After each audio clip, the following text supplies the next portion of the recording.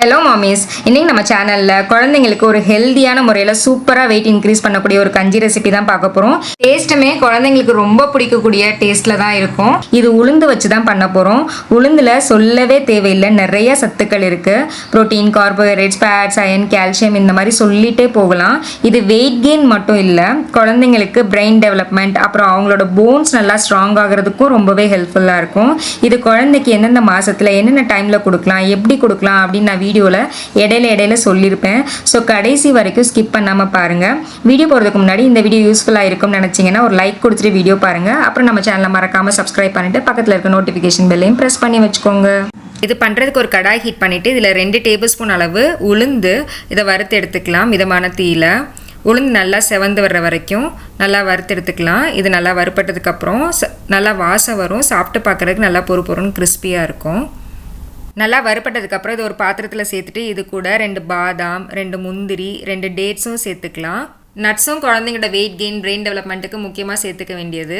டேட்ஸும் சேர்த்துக்கும் போது குழந்தைங்களுக்கு நல்லா அயன் கிடைக்கும். அயன் டிஃபிஷியன்சி இருந்தாலும் குழந்தைங்க வெயிட் கெயின் ஆக மாட்டாங்க, ஒல்லியாக தான் இருப்பாங்க. இப்போ தண்ணியில் இதெல்லாம் ஒரு தடவை வாஷ் பண்ணிவிட்டு அரை கிளாஸ் தண்ணி சேர்த்து ஒரு அரை மணி நேரத்துக்கு ஊற வச்சிடலாம். இப்போ அரை மணி நேரத்துக்கு அப்புறம் நம்ம ஊற வச்சதெல்லாம் இது ஒரு மிக்ஸி ஜாரில் சேர்த்துட்டு இது கூட ஊற வச்ச தண்ணியும் சேர்த்துட்டு நல்லா மையாக அரைச்சிட்டு வந்துடலாம்.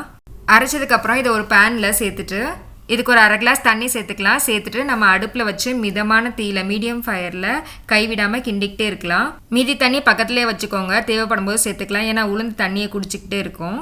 நம்ம உளுந்து வறுக்காமல் செஞ்சு கொடுத்தோம்னா உளுந்து பச்சை வாசம் வரும், டேஸ்ட்டும் நல்லா இருக்காது. இதை கைவிடாமல் கிண்டிக்கிட்டே இருந்தால் தான் கட்டிப்படாது. ஒருவேளை கட்டிப்பட்டுருச்சுன்னா நீங்கள் மிக்ஸி ஜாரில் ஒரு தடவை பிளெண்ட் பண்ணி எடுத்துக்கலாம்.